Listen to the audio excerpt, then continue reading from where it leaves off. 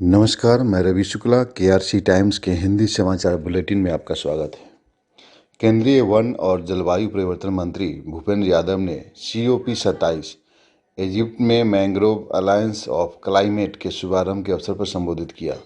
भूपेंद्र यादव ने mangrove alliance for climate के शुभारंभ के अवसर पर अपने विचार रखे।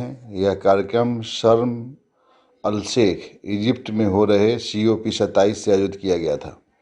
मैंग्रोव दुनिया का सबसे अधिक उत्पादक इकोसिस्टम में से एक है। यह ज्वारीय जंगल कई जीवों के लिए एक नर्सरी ग्राउंड के रूप में काम करता है। तटीय क्षरण से सुरक्षा देता है, कार्बन को अलग करता है और लाखों लोगों को आजीविका प्रदान करता है। इसके अलावा यह जीव जंतुओं के लिए आश्रय स्थल के रूप में काम करता है। मैंग्रोव दुनिया के उपोष्णकटिबंधीय क्षेत्र में फैले हुए 123 देशों में पाए जाते हैं। मैंग्रोव की बहाली से भारत का व्यापक अनुभव वैश्विक ज्ञान आधार में अंशदान करने का काम करेगा। भारत अतिरिक्त वन और वृक्षों के माध्यम से 2030 तक 2.5 से 3 अरब टन CO2 के अतिरिक्त कार्बन सिंक को तैयार करने के लिए अपने NDC के लिए प्रतिबद्ध है। भारत सरकार ने जम्मू और कश्मीर के कई सरकारी अस्पतालों को diplomat of national board DNB post graduate medical की 265 सीटें प्रदान किया। चरण 1 के तहत 20 जिलों में PG और 250 सीटें आवंटित किया गया। सेवारत स्थानीय डॉक्टरों को पोस्ट ग्रेजुएट PG प्रशिक्षण के लिए 50% सीटें आरक्षित है। वहीं दूसरी चरण के तहत PG और सीटें जोड़ी जाएंगी। इसके अलावा PG की 50% सीटें सेवारत स्थानीय डॉक्टरों के लिए आरक्षित है, जिससे उन्हें PG प्रशिक्षण का अवसर प्रदान किया जा सके। आयकर विभाग द्वारा दिनांक 4/11/2022 को कोयला व्यापार, परिवहन, सिविल अनुबंधों के निष्पादन, लौह अयस्क का खनन और स्पंज आयरन के उत्पादन में लगे कुछ व्यावसायिक समूहों पर तलाशी एवं जब्ती कार्रवाई शुरू की गई थी। जिनकी तलाशी ली गई उनमें राजनीतिक रूप से सक्रिय 2 व्यक्ति और उनके सहयोगी शामिल हैं। रांची, गोड्डा, बेरमो, दुमका, जमशेदपुर, चाईबासा, पटना, गुरुग्राम और कोलकाता स्थित 50 से अधिक परिसरों में तलाशी ली गई। तलाशी अभियान के दौरान बड़ी संख्या में आपत्तिजनक दस्तावेज और डिजिटल साक्ष्य जब्त किए गए। इन साक्ष्यों के प्रारंभिक विश्लेषण से संकेत मिलता है कि इन समूहों ने कर चोरी के विभिन्न तरीकों का सहारा लिया है, जिनमें व्यय को बढ़ाकर दिखाना, नकद में ऋण का लेन देन, नकद में भुगतान, प्राप्तियां और ब्यौरा छिपाना शामिल है। तलाशी के दौरान यह भी पता चला कि अचल संपत्तियों में निवेश किया गया है, जिनके स्रोत के बारे में पूरी तरह से जानकारी नहीं दी गई है। तलाशी के दौरान 2 करोड़ रुपए से अधिक की अघोषित नकदी बरामद हुई। कुल 16 बैंक लॉकरों पर रोक लगा दी गई है। अब तक की तलाशी में 100 करोड़ रुपए से अधिक की बिना हिसाब वाले लेन देन निवेश का पता चला है। आगे की जांच जारी है।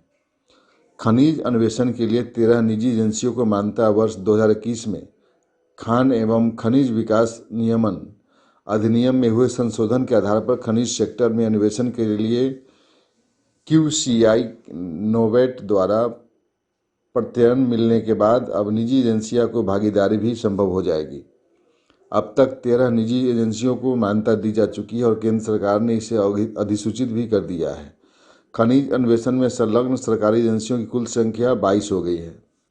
Mineral exploration and consultancy limited company NMET वित्त पोषण के जरिए खनिज अन्वेषण गतिविधियां चला रही है। मौजूदा अन्वेषक कामों के अलावा MECL राज्य DGM DMG को सलाहकार सेवाएं दे रहा है, ताकि कार्रवाई योग्य ब्लॉकों के लिए रिपोर्ट तथा अन्य दस्तावेज तैयार किए जा सके।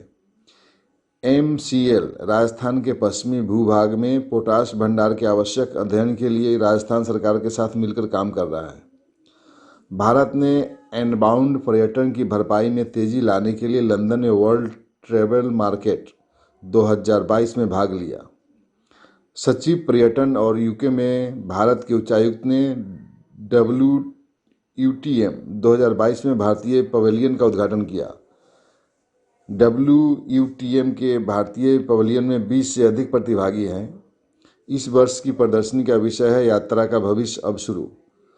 भारत को एक बहुउत्पाद के रूप में और WTM में स्थिरता के साथ पूरे वर्ष गंतव्य के रूप में प्रचारित किया जाएगा। असम विश्वविद्यालय गैर शिक्षण कर्मचारी संघ ANTI ने सोमवार को अपना उद्घाटन रजत जयंती कार्यक्रम मनाया, जिसके बाद साल भर की गतिविधियों और विभिन्न कार्यक्रमों का आयोजन किया गया। बैठक की अध्यक्षता आंटी के अध्यक्ष सनीक चौधरी ने की, जहां कार्यक्रम के मुख्य अतिथि विश्वविद्यालय के तीसरे कुलपति प्रोफेसर सुभाष चंद्र शाह थे। प्रोफेसर शाह ने विश्वविद्यालय के साथ अपने लंबे जुड़ाव को व्यक्त किया और कहा कि वह असम विश्वविद्यालय के मित्र हैं, जहां उन्होंने इसकी स्थापना के बाद से काम किया है। महासचिव पिनाक कांति राय ने अपनी स्वागत भाषण में सभी अतिथियों और आमंत्रितों का स्वागत किया और आंटी के लंबे इतिहास को याद किया। कार्यक्रम में महाविद्यालय के विकास परिषद के निदेशक जयंत भट्टाचार्य जी ने भाग लिया। सुबीर दत्त राय, परीक्षा नियंत्रक के अलावा अन्य भी शामिल थे। आज के खबरों में बस इतना ही। फिर मुलाकात होगी नई खबरों के साथ। जुड़े रहिए KRC टाइम्स के साथ। नमस्कार।